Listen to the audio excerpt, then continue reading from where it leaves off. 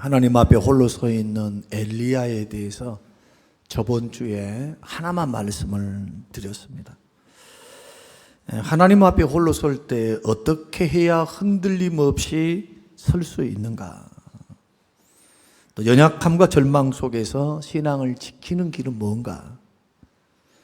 그리고 새 힘을 얻고 일어선 우리들에게 하나님의 요구하심은 뭔가? 이 세 가지 질문을 제가 던지고 그리고 하나에 대해서는 설명을 드렸습니다. 다른 것 없습니다. 눈에 보이지 않아도 귀에 들리지 않아도 하나님은 살아계심을 믿는 사람이 이깁니다. 눈에 보이지 않는다 해서 내가 인정하지 않고 내가 느끼지 않는다 해서 하나님 안 계신 게 아니에요. 히브리서 11장 6절 7절이 말씀합니다. 하나님께 나아가는 자, 예배하는 자, 기도하는 자, 믿는 자는 반드시 살아계심을 믿어라. 왜 반드시 그렇게 해야 될까요? 믿음 없이는 역사를 일으키시지 않아요, 하나님께서. 그래서 하나님이 포기하기 전까지 나는 포기하면 안 되는 겁니다. 남들이, 주위 사람들이 아이고 저래 갖고 무슨 변화로 되겠어? 고쳐지겠어? 저래 가지고 뭐 끝장난 거 아니야? 이런 소리들이 들릴 때 거기에 귀를 기울이고 속상해하지 말라 이거예요. 우리 하나님은 살아계시기 때문에 어떻게 일을 하시느냐? 한 길을 막으시면 한 길을 열어가시고 내가 원하는 길이 아니다 하면 다른 길을 보이세요. 그러면 어떤 사람이 그 길을 볼 수 있을까요? 믿음으로 하나님을 신뢰하고 주목하고 기대하고 기다린 사람이죠. 그것도 믿음이에요. 그것도. 그러니까 타달라면 자기 믿음의 부족을 타달 일이지 사람이나 환경을 타다는 것은 절대로 어리석은 일입니다. 제가 신앙생활을 해오면서 이랬습니다. 저랬습니다. 아무리 해봤자요. 내가 믿음 안에 서 있으면 그것이 전화위복이 돼요. 그러나 그것이 나의 발에 걸림돌로 삼는 사람들은 늘 넘어져. 그러니까 넘어지는 것도요, 늘 그 사람이 넘어져요. 그 문제에 넘어지는 거예요. 놀랍지 않습니까? 그런데 오늘날 신앙생활 하면서 이런 하나님을 실제적으로 현장에 살아계심을 끌어들여서 내 삶이 초청하는 그러한 성도들이 부족해요. 다 이론적으로 믿을라 해요. 머리로는 알아. 머리로는 목사님이 오늘 나에게 위로 주셨어. 목사님의 말씀이 나에게 도움이 돼서 그것이 나의 현장 속에서 살아계신 내 하나님을 외치고 그것이 문제 안에 있을 때 홀로 있을 때 하나님 앞에 하나님을 외치면서 힘들고 어려워도 그런 믿음의 길을 걸어가는 야성적인 믿음이 필요한 겁니다. 우리 교회는 지금 그래야 돼요. 성경 건축을 앞두고 있습니다. 근본에도 서울에 가서 여러 교회들을 봤습니다. 옆에서 지나가면서 막 건축되는 교회, 화려한 교회, 완전히 크리스탈 같은 그렇게 그 서울 빌딩 숲에 화려한 그 교회들 도대체 어떻게 저런 교회를 세웠을까? 저 세우시는 분들은 누구일까? 부럽기도 하고 그래요. 그러면서도 하나님은 지금도 시대가 암울하고 시대가 어렵고 경제적으로 영적으로 혼란스러워도 하나님은 배후에서 일하고 계시니 그런 주어지는 환경만 바라보지 말고 그 배후에서 능히 전화위복을 이루실 하나님 바라보고 여러분 그 주님과 함께 인생 역사를 써내려 가시기를 주의 이름으로 축원합니다. 자꾸 믿음의 본을 보려면 잘하는 사람의 본을 봐야지. 잘 못한 사람들의 본을 따라가면 다 망하는 겁니다. 이게 소경을 인도하면 둘 다 구덩이 빠져요. 그러니 믿음의 길을 걸어갈 때 하나님 앞에 흔들림 없이 살기를 원한다면 하나님의 살아계심을 외치고 하나님 문제 배후에 계신 하나님 상황 뒤에서 생사화복을 주관하고 계시는 하나님 그 하나님을 절대적으로 신뢰하고 믿음을 심고 기도를 심으세요. 설사 내가 원하는 방향으로 인도하지 않아도 우리 하나님은 더 좋은 계획이 있으신 줄로 믿고 기다리면 전하 이복이 돼요. 이것이 합력과 선을 이루신 하나님의 역사입니다. 이러한 믿음의 은혜가 저와 여러분들께 있게 되시길 바라고, 오늘은 2시까지 마쳐야 되니까요. 오늘 두 번째로, 그러면 연약함과 절망 속에서 신앙을 지키는 길은 뭘까? 이렇게 승승장구해서 갈멜산에서 승리해서 850명을 기손 시내가에서, 기손이 아니지. 기손이 아닌데? 하여튼, 기손 맞네. 기손 시내가에서 850명의 목을 쳐서 죽이고, 제사장들을 죽이고, 너희들이 똑똑히 봐라. 하나님이 살아계심을 봐라. 두 사이에 머물러서 어느 때까지 머뭇거리면서 하나님이면 하나님, 바알이면 바알, 둘 중에 하나 할 일이지. 왜 그렇게 머뭇거리고 있느냐? 눈으로 똑똑히 보라는 거예요. 누가 불러서 응답하시는가? 하나님께서 그의 기도에 즉각적으로 응답하십니다.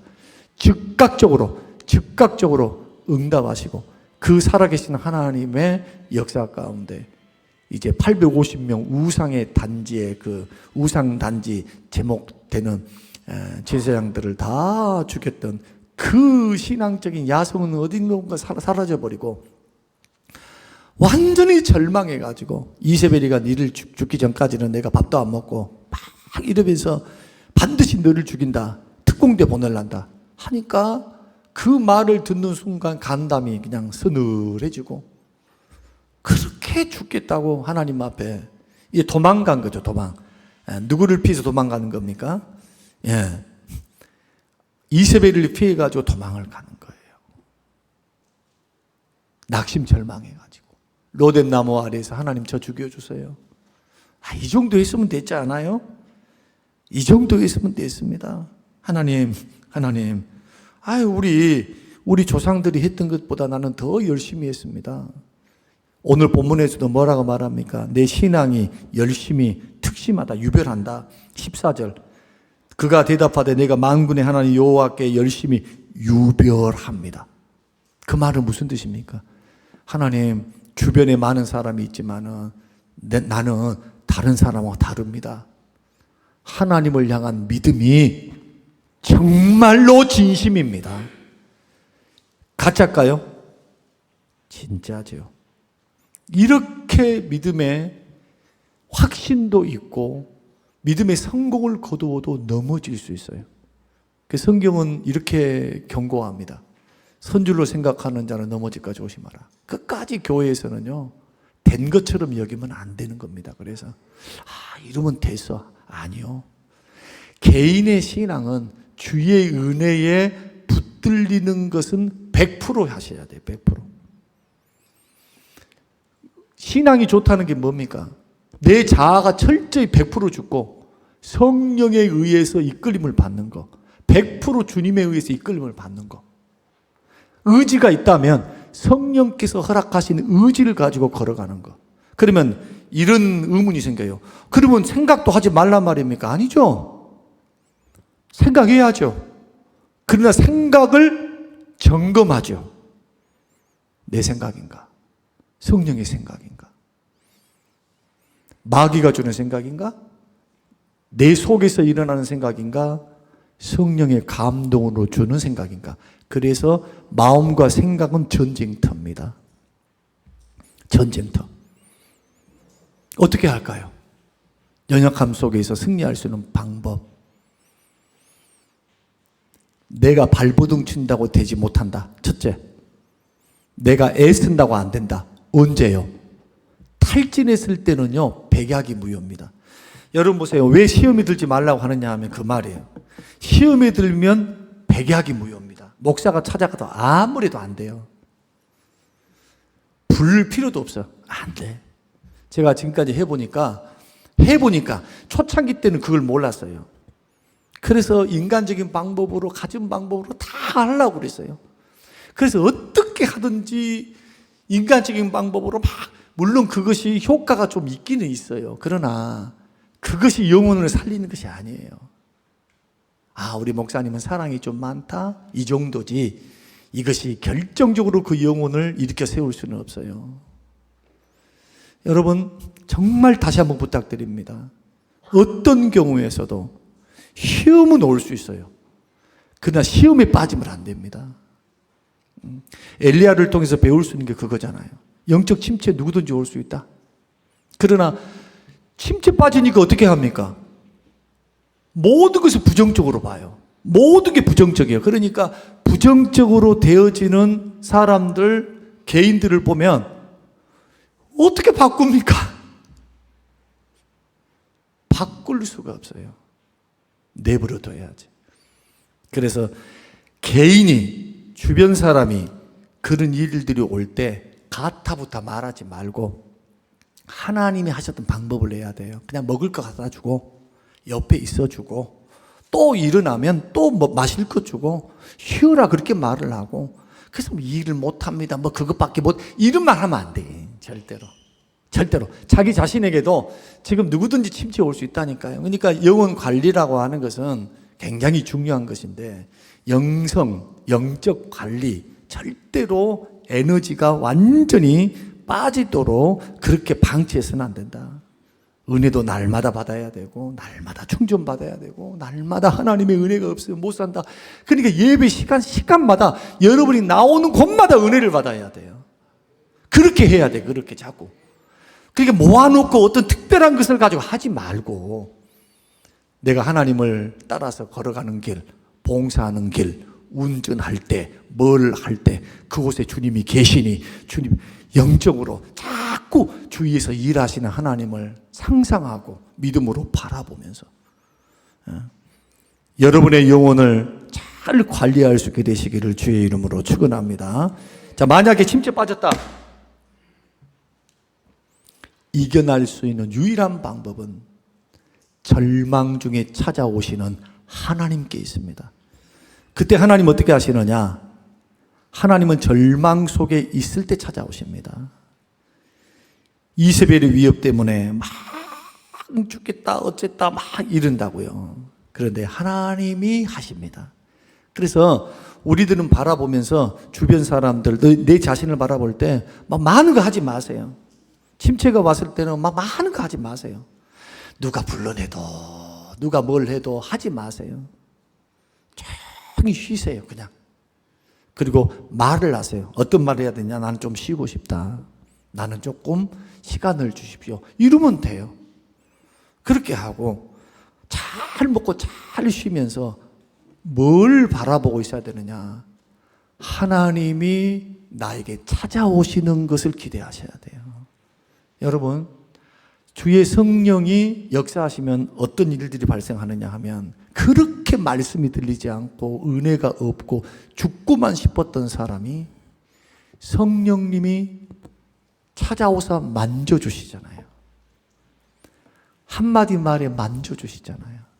찬양에, 말씀에, 기도할 때 어떤 음성으로 터치해 주시면요, 영혼이 살아나요.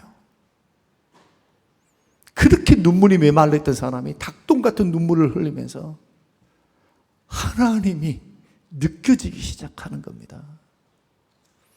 성령은 그렇게 역사를 하십니다.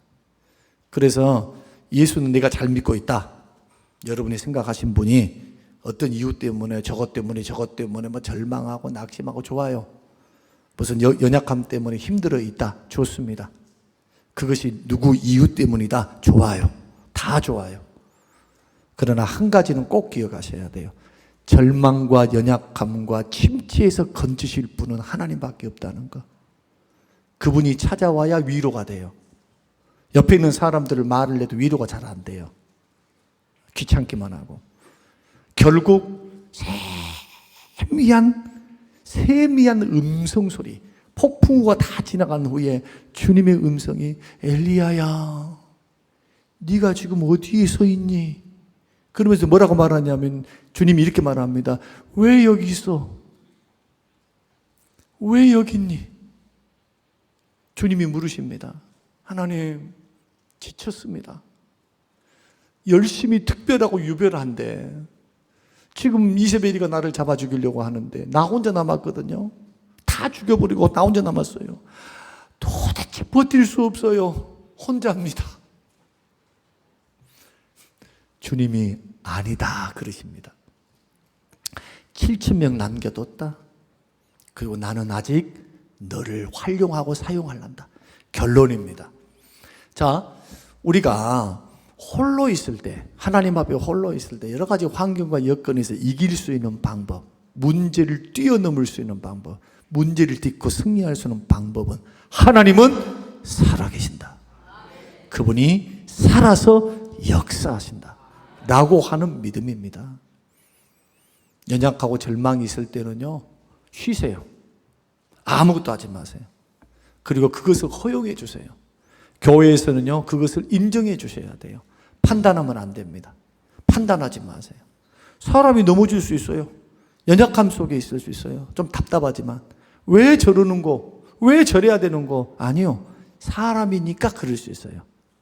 그러나 그런 분들을 향하여 음식을 주고 그냥 기다려주는 거예요.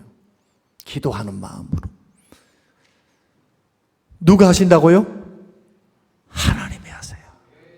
말씀으로, 꿈으로, 찬송 중에 주님 찾아오사 세미한 음성을 들려주세요. 너 지금 뭐하니? 근데 그 음성이 절대로 책망으로 들리지 않아요. 하나님, 내 속에 이렇습니다. 하나님, 내가 이래요. 자기 속에 있는 것을 하나님께 토로하기 시작하는 걸 가리켜 기도라 그렇게 말한다. 기도. 그때 진정한 기도가 일어나요. 하나님 하고 결국 하나님께서 그를 일으키십니다. 그리고 뭘 주시느냐? 이렇게 은혜를 힘입고 일어선 하나님의 종들에게 하나님 뭘 맡기시느냐? 사명을 맡겨요. 그러니까 내가 일어섰습니다. 내가 은혜 받았습니다. 이것으로 끝나면 안 됩니다. 열심히 일하시길 바랍니다. 열심히 사명 감당하세요. 사명. 여러분, 사도 바울이 사도행전 20장 24절에서 나는 주의 사명을 감당하기 위해서는 사명, 생명을 조금도 아끼지 않는다. 사명이 더 귀하다 하면서 어떻게 살아갑니까? 사명에 붙들려서 사니까 외부의 시험은 있었지만은 내적인 시험은 없었어요. 쉽게 말하면 열심히 일을 하는 거예요. 은혜 받은 대로 자꾸 운동하는 거예요. 자기 안에 갇혀 있는 게 아니라 은혜 받은 대로 자꾸 은혜 받은 것을 가지고 형제를 섬기고 복음을 증거하고 시험 들 시간이 어디 있어요? 시험 들 시간이. 자꾸 은혜 받으면 은혜 받은 대로 가만히 있지 말고 자꾸 섬기세요. 물질로, 그 다음에 기관으로 자꾸 흘려보내야 돼. 흘려보내야 돼. 은혜를 받았다. 하나님은 나에게 역사하셨다. 음성을 주셨다. 나에게 도전 주셨다. 나를 능력 있게 하셨다. 일하라고 주신 겁니다. 그리고 세 가지 일을 엘리야에게 허락하셨고 엘리야가 사명이 끝나니까 두말할 필요 없어요. 내 죽는 날이 어떤 날입니까? 내가 천국 간 날이 어느 날입니까? 어떤 날입니까? 사명 끝나면 가는 거예요. 여러분이 병들었건 어땠건 무슨 사고가 당했건 꼭 기억하십시오. 내가 죽으면 사명 끝난 거예요. 이 땅에서. 그래서 예수 믿는 사람은 사명이 다 다르니까 사명 감당하다가 부지런히 복음 증거하고 성도들을 사랑하고 섬기다가 주님 부르시면 아멘 하고, 저도 안 죽고 들림 받고 싶어요. 예수님 제 이름에서 나 안 죽고 올 때 그냥 예수님 제 이름 해가지고 성주야 이 부르시면 천사 나팔 소리에 천사들이 내 이름을 생명록에 기록된 내 이름을 부르시면 순식간에 어떻게 됩니까? 예수님처럼 부활의 몸이 되어서 영광스러운 몸이 되어서 에녹처럼 죽지 않고 엘리야처럼 죽지 않고 주님 앞에 서는 그날, 기대죠. 기대. 이런 은혜가 있으면 좋겠는데 그러지 못한다 할지라도 우리는 죽는 날이 어느 날이냐? 예수 믿는 사람은 사명 끝나는 날이다. 그러면 살아있는 동안 기도를 하든 뭘 하든 우리가 하나님의 허락하신 사명 감당하다가 하나님 앞에 열심히 일하다가 하나님 앞에 서는 우리 모든 성도님들이 되시기를 주님의 이름으로 축복합니다. 고마우신 아버지 하나님 감사합니다. 고맙습니다. 엘리야를 묵상하게 하시고 주신 귀한 말씀을 다시 한번 말씀의 거울 앞에 서게 하셔서 우리의 영혼을 바라보게 하심을 감사합니다. 오 주님, 우리 속에 약함이 있습니다. 부족함이 있습니다. 하나님 아버지, 나를 살리시고 절망 중에서 기쁨을 주시고 확신을 주실 분이 우리 성령 하나님이심을 늘 인정하고 은혜를 사모하며 살아계신 하나님을 믿는 믿음으로 모든 상황에 대처할 수 있는 은혜를 베풀어 주옵소서. 감사드리오며 예수님 이름으로 기도합니다. 아멘.